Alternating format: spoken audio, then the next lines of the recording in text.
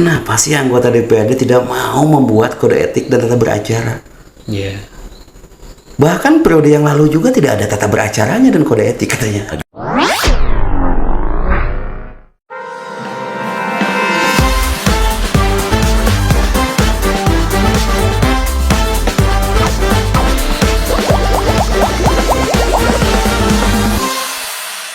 Permasalahan yang saat ini lagi hangat-hangatnya dibicarakan tentang kode etik dan tata beracara. Ini luar biasa. Ini banyak sekali yang saya dengar perbincangan dari kiri, kanan, depan, belakang. Kenapa sih anggota DPRD tidak mau membuat kode etik dan tata beracara? Iya. Bahkan periode yang lalu juga tidak ada tata beracaranya dan kode etik katanya. Ini gimana Ketua? Sebetulnya bukan tidak mau, Kang Den. Oh, bukan tidak mau. Bukan tidak mau. Di setiap priorisasi perencanaan itu ada. Apa yang salah? Yang salah kesepakatan.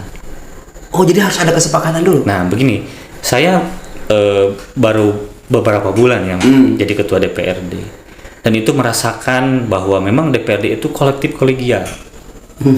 Jadi keputusannya bersama ya. Iyalah. 50 kepala anggota DPRD dengan pemikiran yang berbeda, dengan saran yang berbeda. Ini semua politisi. Oh iya. Ya kan? Yang 50 ini politisi ya. Iyalah, jelas hadirnya dari partai politik walaupun backgroundnya beda-beda. Betul. Nah, contoh kemarin, ini sebetulnya sudah masuk dalam pembahasan. Kita janji ke publik lah. Ada beberapa kelompok masyarakat yang menuntut bahwa memang DPRD itu perlu kode etik dengan tata beracara. Ya. Dan ini sudah mulai dibahas karena tata tertib yang baru sudah disahkan kemarin di paripurna.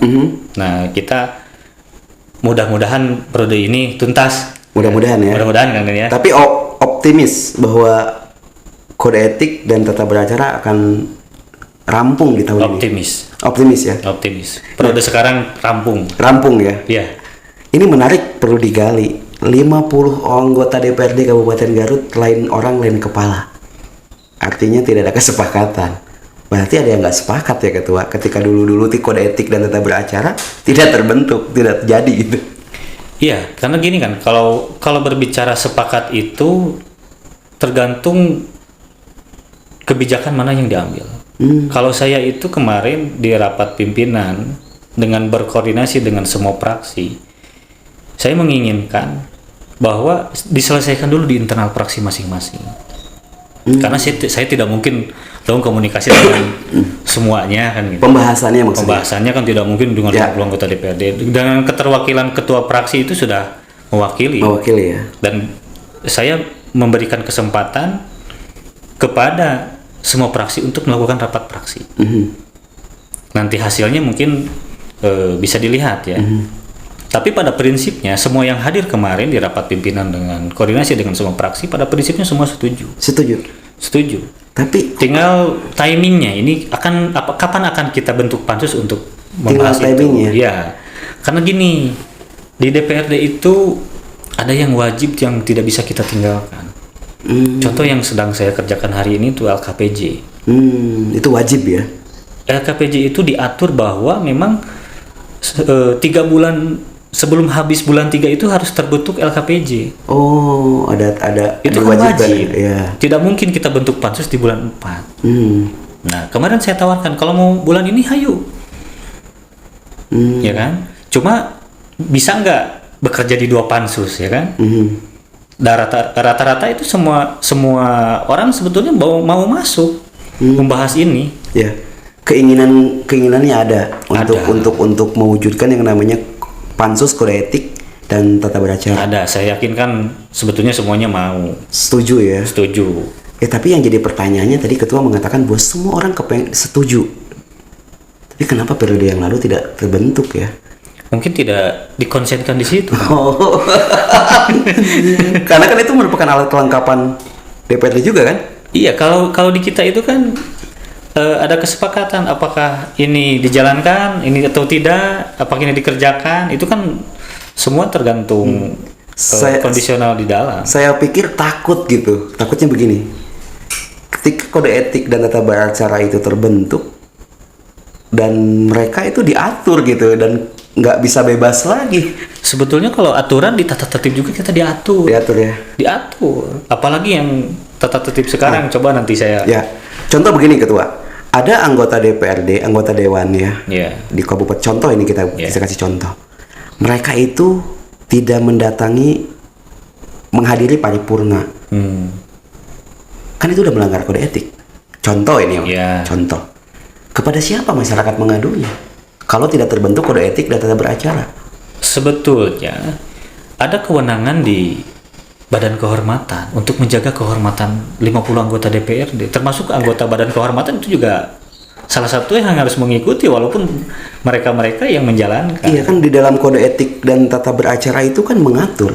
Contoh ketika ada saya mengadukan anggota DPRD. Di dalam tata beracara kan diatur. Betul. Seperti apa dia menyidangkan pelapor dan terlapor. Ya. Seperti apa acaranya terlapor dan pelapor. Betul. Kan yang dilaporkan itu anggota DPRD. Iya. Jadi takutnya mungkin kagok ya, jeruk makan jeruk gitu. Ya, sebetulnya Ini- peraturan ini kan kita yang bikin. Iya. Untuk kita, ya kan? Bagaimana mengatur ketika ada permasalahan. Justru ketika lebih diatur itu ada mekanisme yang sangat luar biasa menurut saya. Betul. Jadi Ketua, mungkin Ketua masih ingat lah zaman kita sekolah ya. Ya. Ketika kita melakukan pelanggaran kan sama guru BP dihukum kan gitu, itu kan udah hal yang biasa. Menurut saya nggak perlu ditakutin. Iya. Yang saya aneh, periode yang lalu 5 tahun yang lalu tidak pernah terbentuk yang namanya kode etik dan tata beracara. Jadi saya juga aneh. Ya. Kalau saya kan sudah berdua Iya, kedua kedua ya, incumbent lah. Nah, saya mengetahui bahwa memang dulu ada pembahasan tentang masalah kode etik dan tata beracara. Aturan itu kan aturan itu gini, Kang Den. Ketika ada aturan yang di atasnya, kalau mencukupi itu sebetulnya tidak harus dibentuk kan ya. Udah cukup itu. Sudah cukup kan. Sebetulnya yang mengatur Perilaku. sanksi dan lain sebagainya untuk DPRD itu sudah ada aturan Tata- di atasnya. tata tertib. Sebetulnya ya kan, bukan tata tertib. Apa itu? Ya termasuk di peraturan perundang-undangan juga ada kan. PAW-nya prosesnya bagaimana, kalau ada misalkan ada penggantian karena ada yang bermasalah, proses hukumnya seperti apa, ya kan itu sudah diatur di undang-undang sebetulnya. Cuma hari ini kalau dirasa perlu, dirasa harus hadir kode etik dengan tata beracara, ya mangga, tidak ada keberatan. Jadi intinya Ketua ngejamin ya bahwa kode etik dan tata beracara akan rampung. Ya kalau secara pribadi harusnya ini jadi jaminan ya. Jadi jaminan. Jadi jaminannya harus rampung. Karena kan gini, yang saat ini yang jadi ketua DPRD Kabupaten Garut kan ketua yang paham gitu lah ya. Iya. Yang paham karakter 50 anggota DPRD. Ya sebetulnya saya juga kan memisahkan antara posisi selaku anggota fraksi dan selaku pimpinan di DPRD ya kan. Dipisahkan. Kalau iya, fraksi Golkar sudah rapat fraksi bahwa oke, kita setuju. Oh jadi fraksi Golkar sudah mengambil keputusan. Sudah ngambil keputusan. Setuju untuk membuat Setuju untuk pansus membuat pansus. kode etik dan tata beracara. Sudah. Yang- Tapi kan di posisi pimpinan, di ketua DPRD, saya harus menampung semua aspirasi dari Fraksi. semua fraksi. Iya. Gitu. Ketua bocoran. Fraksi mana yang sudah setuju? Sebetulnya kalau yang sudah rapat itu semuanya sudah setuju. Semua fraksi. Ya, yang sudah rapat ya. Emang ada yang belum rapat? Ada. Fraksi mana? Terakhir itu yang belum melakukan rapat itu Gerindra dengan apa ya kemarin? Catat saya lupa. Ada beberapa, ada 4 fraksi lah kalau nggak salah. Oh, 4 fraksi belum menyatakan sikap. Iya, belum rapat. Oh, belum rapat. Tapi yang hadir kemarin ketua fraksinya setuju. Oh, cuman belum rapat gitu. Iya, Yang menghadiri setuju. yang hadir setuju. Iya. Tapi contoh kayak Pak Agus Sutarman ya, beliau mengatakan saya harus menanyakan kepada anggota fraksi. Ya beliau mungkin selaku ketua fraksi harus menghargai pendapat teman-teman anggotanya. dong. Ya. Ya kan, sah-sah saja kan. Ya, pendekatannya. sah-sah saja. Jangan Tapi sampai- secara pribadinya dia menyetujui. Menyetujui ya. Iya. Oh, jadi intinya mereka belum membuat rapat ya.